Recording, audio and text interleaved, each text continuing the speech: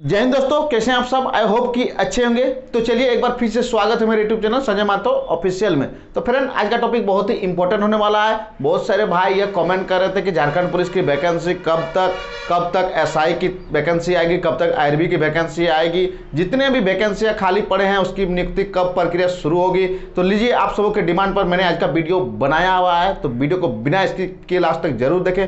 और हाँ, अभी तक अगर आप हमारे चैनल पर नए हो तो प्लीज़ जाके सब्सक्राइब कर दे। रेड कलर में सब्सक्राइब होगा, उसी के बगल में बेल आइकन यानी जो एक घंटे का निशान होगा उसको प्रेस कर दे, ताकि जो हमारे आने वाले इसी तरह के लेटेस्ट अपडेट सबसे पहले आप तक पहुंच सके। तो बहुत सारे भाई ये कमेंट कर रहे थे कि सर बहुत दिनों से वीडियो अपलोड नहीं हो रहा है, क्या रीज़न है। तो मैं बता देना चाहता हूँ, दुर्गा पूजा का सीज़न था तो काफ़ी टफ ड्यूटी करना पड़ रहा था। आप समझ सकते हो, अगर आप पुलिस में हो तो आप समझ ही सकते हो कि कितना टफ ड्यूटी करना पड़ता है, पूजा खास करके, जिसके कारण काफ़ी अलर्ट रहना पड़ता है। जितने भी पुलिस फोर्स होते हैं उसको काफ़ी अलर्ट किया जाता है ताकि किसी प्रकार की जो है अप्रिय घटना ना घटे। तो चलिए कोई नहीं, अब से जो है वीडियो जो है कंटिन्यू अपलोड होगी। तो आप लोग प्लीज़ इसी तरह से सपोर्ट बनाए रखें, जिस तरह से आप लोग सपोर्ट कर रहे हो इसी तरह से सपोर्ट बनाए रखें। आप सबों का प्यार और सपोर्ट का काफ़ी ज़रूरत है। आपके प्यार और सपोर्ट के बदौलत ही जो मैं आज यहाँ तक पहुँचा हूँ, और भी मैं आगे भी मुझसे जितना हो सकेगा मैं आप सबों का हेल्प जरूर करूँगा। तो प्लीज़ आप लोग भी थोड़ा सपोर्ट कीजिए। तो चलिए, आज का टॉपिक जो मैंने बनाया हुआ है वह है आप सबों के डिमांड पर सवाल जवाब। आप लोगों ने जो कमेंट किया था, आप सबों ने जो कमेंट किया था, उसको लेकर मैंने आज का टॉपिक बनाया हुआ है। तो सबसे पहला कमेंट किन्हीं भाई ने किया है कि सर कक्षपाल क्या होता है, उसमें कैसे ज्वाइनिंग कर सकते हैं। तो मैं बता देना चाहता हूँ, झारखंड कक्षपाल होता है कि जो जेल गार्ड, जेल में जो रिजर्व जवान गार्ड रहते हैं उसको कक्षपाल बोलते हैं। तो देखिए, अब रहा सवाल, आप कक्षपाल जो है यानी जेल गार्ड कैसे ज्वाइन कर सकते हो। तो मैं बता देना चाहता हूँ, इसका भी जो वैकेंसी आवेदन जो है जैसे झारखंड कर्मचारी चयन आयोग ही है निकालती है। तो आप लोग जो है जो प्रोसेस है, रिटर्न एग्जाम, फिर फिजिकल, फिर मेडिकल, उसके बाद मेरिट, उसके बाद ज्वाइनिंग, वही प्रोसेस है।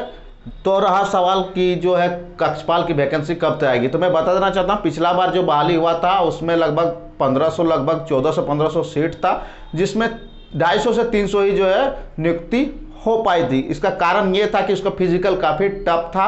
फिजिकल में आपको 1600 मीटर की रनिंग जो है पुरुष यानी मेल कैंडिडेट को जो है 1600 मीटर का रनिंग आपको 6 मिनट में क्वालिफाई करना था। हाई जंप, लॉन्ग जंप, ये सब फिजिकल काफ़ी टफ होने के कारण जो है लड़के क्वालिफाई नहीं कर पाए थे, जिसके कारण सारे सीट जो है खाली रह गए थे। तो मैं ऐसा करता हूँ बहुत जल्द जो है इसकी वैकेंसी निकाली जाएगी।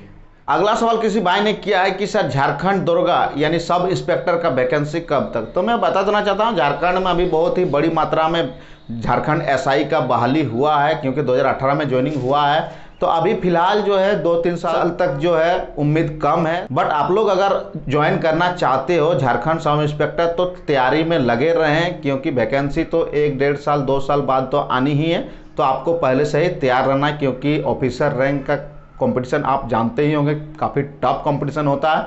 तो आप लोग जो है उसी लेवल का तैयारी अभी से ही शुरू कर दें, ताकि आपको जो है रिटर्न एग्जाम में किसी तरह का प्रॉब्लम ना हो। तो चलिए, अब आपका डाउट क्लियर हो गया होगा। अब अगला सवाल किसी भाई ने किया है कि सर झारखंड दरोगा में एसटी एससी का हाइट कितना चाहिए। तो मैं बता देना चाहता हूँ कि झारखंड में जो है कांस्टेबल या फिर एसआई या फिर आईआरबी या फिर जैप जितने भी वैकेंसियाँ आती है उसमें जनरल ओबीसी मेल का हाइट जो है 160 सेंटीमीटर चाहिए होता है, यानी लगभग 5 फीट 3 इंच। उसके बाद रहा सवाल एसटी एससी मेल के लिए। तो एसटी एससी मेल के लिए 155 सेंटीमीटर चाहिए होता है। उसके बाद रहा महिला यानी फीमेल कैंडिडेट को। तो फीमेल कैंडिडेट जितने भी कैटेगरीज है, चाहे वो जनरल हो, एसटी हो, एससी हो, जितने भी कैटेगरीज है 148 सेंटीमीटर हाइट चाहिए होता है। तो चलिए, आपका डाउट क्लियर हो गया होगा। तो चलिए, अब अगला सवाल की ओर चलते हैं। किसी भाई ने यह कमेंट किया है कि सर जीके जीएस की तैयारी कैसे करें। तो देखिए, काफ़ी अच्छा सवाल किया है भाई ने। मैं बता देना चाहता हूं कि जीके जीएस जितने भी कंपटीशन प्रतियोगिता परीक्षा होती है उसमें लगभग पूछे ही जाते हैं जीके जीएस।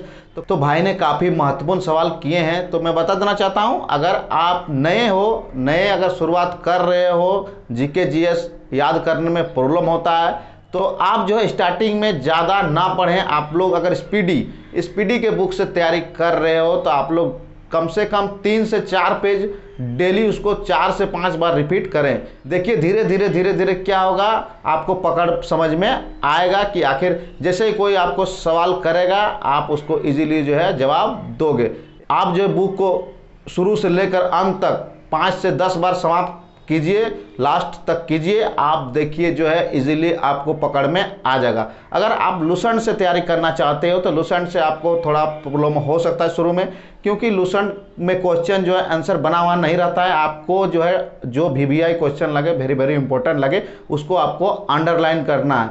अंडरलाइन जैसे कि आप पढ़ रहे हो लाइन बाय लाइन, जो आपको VVI लगे उसको आपको अंडरलाइन कर देना है। तो जब आप नेक्स्ट टाइम पढ़ो तो आपको दिक्कत ना हो, जो अंडरलाइन है उसका आंसर आपको खोजने में दिक्कत ना हो। तो चलिए अब आपका प्रॉब्लम सॉल्व हो गया होगा। तो उसके बाद अब रहा सवाल कि अगर आप पढ़ लिए, मतलब सेल्फ स्टडी कर लिए GK GS का, तो अगर आप भूल जाते हो तो आप जो है ग्रुप डिस्कस कीजिए, यानी 10-15 लड़के आप लोग जमा हो जाइए कहीं पर एक जगह पे, कहीं पर भी रूम ले लीजिए या फिर कहीं आप लोग जहाँ पर शांत माहौल हो वहाँ पर ग्रुप डिस्कस कीजिए। ये देखिए काफ़ी इंपॉर्टेंट है, किसी भी कंपटीशन एग्जाम को फाइट करने के लिए ग्रुप डिस्कस मोस्ट इम्पॉर्टेंट। अगर आप सेल्फ स्टडी करोगे, अगर उसको आप ग्रुप में नहीं डिस्कस करोगे तो हो सकता है आपको थोड़ा बहुत डाउट रहे और कुछ दिन बाद वो क्वेश्चन आप भूल जाओ। तो इसलिए मैं बता देना चाहता हूँ कि आप लोग ग्रुप डिस्कस जरूर करें। जो आप सेल्फ स्टडी कर रहे हो उसको ग्रुप बनाकर उसको डिस्कस जरूर करें। ऐसा बहुत सारा क्वेश्चन रहता है जो आपसे सॉल्व नहीं हो पा रहा है, GK GS आपको याद नहीं रहता है, बार बार भूल जाते हो, ग्रुप डिस्कस करने से वो जो है कंफर्म हो जाओगे। तो चलिए अब आपका डाउट क्लियर हो गया होगा।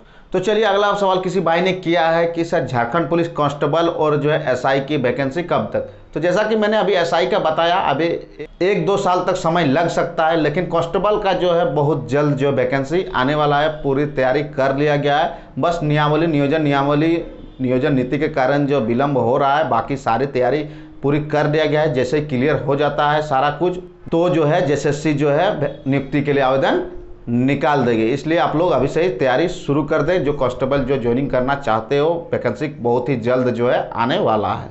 तो चलिए आपका डाउट क्लियर हो गया होगा। तो अगला सवाल किसी भाई ने किया है कि सर गोरखास जो जपुआन में फोर्स है, ओनली गोरखास के लिए, जब जपुआन का फोर्स है वो ओनली गोरखास रहते हैं, तो उसका वैकेंसी जो है JSSC साथ में निकालती है, यानी जो झारखंड पुलिस, जिला पुलिस और जो जैप का वैकेंसी आता है उसका जो वैकेंसी साथ में ही आता है या फिर अलग से। तो देखिए पिछला बार तो ऐसा नहीं था, बट इस बार अगर निकाले साथ में तो हो सकता है, बट पिछला बार जो वैकेंसी आया था उसमें गोरखास का वैकेंसी नहीं था।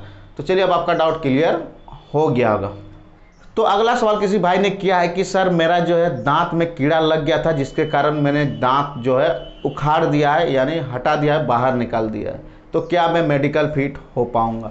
तो देखिए अगर आपका दांत सड़न था, दांत अगर हटा दिए हो, उखाड़ दिए हो, तो आपको घबराने की ज़रूरत नहीं है। अगर आप पुलिस मेडिकल में जाना चाहते हो तो आप फिट हो। हाँ, बट अगर आर्मी, एयरफोर्स, नेवी या फिर सेंट्रल फोर्स में जाना चाहते हो तो आपको प्रॉब्लम हो सकता है, बट स्टेट फोर्स में आपको किसी तरह का प्रॉब्लम नहीं होगा। तो चलिए आपका डाउट क्लियर हो गया होगा। तो अगला सवाल किसी भाई ने किया है कि सर स्टार्टिंग जब आप ज्वाइन करते हो तो आपको स्टार्टिंग सैलरी कितनी मिलती है। तो मैं बता देना चाहता हूं, जैसे कि जैसा ग्रेड पेड हो, यानी अगर आप 1800 के ग्रेड पे में वर्क कर रहे हो या फिर 2000 के ग्रेड पे में वर्क कर रहे हो या फिर 2800 ग्रेड पे में वर्क कर रहे हो या फिर 4200 के ग्रेड पे वर्क कर रहे हो, तो वो तो ग्रेड पे डिपेंड करता है। बट मैं बता देना चाहता हूँ, अगर आप, जैसा कि मैंने ज्वाइनिंग किया था तो मेरा जो था वो 2000, यानी ग्रुप सी का जॉब है, कांस्टेबल जो है झारखंड कांस्टेबल यानी सिपाही का जो जॉब है वो ग्रुप सी का जॉब है, तो इसका जो है ग्रेड पे जो है वो 2000 का है। तो मैंने जिस टाइम ज्वाइनिंग किया था 2017 में, तो लगभग मुझे जो है 24,000 रुपये मिले थे। तो चलिए आपका डाउट क्लियर हो गया होगा। अगला सवाल किसी भाई ने किया है कि सर दरोगा का सिलेबस बताइए। तो देखिए मैंने वीडियो अपलोड किया हुआ है, आप लोग मेरे चैनल पे विजिट कीजिए, वहाँ पर सिलेबस डिटेल में मैंने बताया हुआ है कि दरोगा में किस टाइप से एग्ज़ाम लिए जाते हैं, क्या क्या क्वेश्चन किस टाइप से पूछे जाते हैं, किस किस सब्जेक्ट से पूछे जाते हैं, मैंने डिटेल में बताया हुआ है। आप लोग यूट्यूब में भी सर्च करते हो झारखंड SI सिलेबस, मेरा वीडियो जो है आ जाएगा, तो प्लीज़ जाके मेरे चैनल पर विजिट कीजिए, वहाँ आपको सारे डाउट क्लियर हो जाएंगे। तो चलिए अब अगला सवाल की ओर चलते हैं। किन्हीं भाई ने कमेंट किया है कि सर मेरा 160 सेंटीमीटर हाइट है, क्या मैं झारखंड पुलिस अप्लाई कर सकता हूं। तो देखिए मिनिमम यानी जो है मिनिमम हाइट एक 60 सेंटीमीटर जनरल और ओबीसी का है तो आप बिल्कुल अप्लाई कर सकते हो। तो चलिए अब आपका डाउट क्लियर हो गया होगा। अगर आप ओबीसी में हो, एसटी में हो या फिर एससी में हो, अगर आपका 160 सेंटीमीटर है तो आपको अब किसी तरह का डाउट नहीं होना चाहिए। अगर आपका 160 सेंटीमीटर है, क्योंकि जनरल ओबीसी मेल का ही जो 160 सेंटीमीटर चाहिए, अगर एसटी एससी हो तो 155 155 सेंटीमीटर चाहिए, तो आप अप्लाई कर सकते हो। इसमें अब किसी तरह का डाउट नहीं रहना चाहिए। तो चलिए आपका डाउट क्लियर हो गया होगा। किसी भाई ने यह कमेंट किया था कि सर आप 10th के बाद कौन सा सब्जेक्ट लेकर पढ़ाई किए थे, आर्ट्स, साइंस या फिर कॉमर्स? मैं जो है आर्ट्स लेकर पढ़ाई कर रहा हूं। तो देखिए ये कंपटीशन के ज़माने में ये मायने नहीं रखता है कि आप आर्ट्स लेके पढ़ रहे हो या कॉमर्स लेके या फिर साइंस लेके। डिपेंड ये है कि आप कितना मेहनत करते हो, आपका जो बेसिक नॉलेज कितना है। तो मैं बता देना चाहता हूँ 10th के बाद मैंने 2010 में जो है मैट्रिक पास किया था। उसके बाद 12 जो है 2012 में मैंने आर्ट्स सब्जेक्ट लेकर पास किया था। उसके बाद जो है मैंने ग्रेजुएशन मैंने इकोनॉमिक्स ऑनर्स इकोनॉमिक्स सब्जेक्ट लेकर ग्रेजुएशन 12 से 15 सेशन था, मैंने ग्रेजुएशन कंप्लीट किया। यानी बीए करने यानी स्नातक करने के बाद ही मैंने जो है ITI government ITI Dhanbad fitter trade में नामांकन लिया। मेरा ट्रेड था फिटर का जो है मेरा सेशन था 2015-17 मेरा सेशन था। तो देखिए ये मायने नहीं रखता है कि आप किस सब्जेक्ट से पढ़ाई कर रहे हो, बस आप में वो इच्छा होना चाहिए, शक्ति होना चाहिए, इच्छा शक्ति होना चाहिए कि मुझे कुछ लाइफ में करना है। तो आर्ट्स में पढ़ो, साइंस में पढ़ो, कॉमर्स में पढ़ो या फिर डिप्लोमा करो या फिर बीटेक करो या फिर एमटेक करो, आप कितना भी हायर एजुकेशन क्यों न कर लो, बट अगर आप में इच्छा शक्ति नहीं है कुछ करने का तो वो है बेकार ही रह जाएगा। इसलिए आप आर्ट्स, साइंस, कॉमर्स ये मत देखो, आप कितना इच्छुक हो गवर्नमेंट जॉब लेने के लिए, लाइफ में सक्सेस होने के लिए, ये मायने रखता है। तो चलिए आज का टॉपिक यहीं पर समाप्त करते हैं। मैं आशा करता हूँ आज का वीडियो आपको अच्छा लगा हो, हमारा चैनल आपको अच्छा लग रहा हो, तो प्लीज़ हमारे चैनल को जस्ट सब्सक्राइब कर दें। उसी के बगल में बेल आइकन यानी घंटे का निशान होगा, उसको प्रेस कर दें ताकि जो हमारे आने वाले इसी तरह लेटेस्ट अपडेट सबसे पहले आप तक पहुंच सके। तो चलिए काफ़ी प्यार और सपोर्ट मिल रहा है, इसी तरह से प्यार और सपोर्ट बनाए रखें। वीडियो अगर आपको अच्छा लगा हो तो इस वीडियो को ज़्यादा से ज़्यादा लाइक, शेयर एंड कमेंट करें ताकि हमारा मनोबल बढ़े और भी इससे भी अच्छे टॉपिक पे वीडियो में आप सबों के लिए ला सकूं। चलिए थैंक यू फॉर वॉचिंग।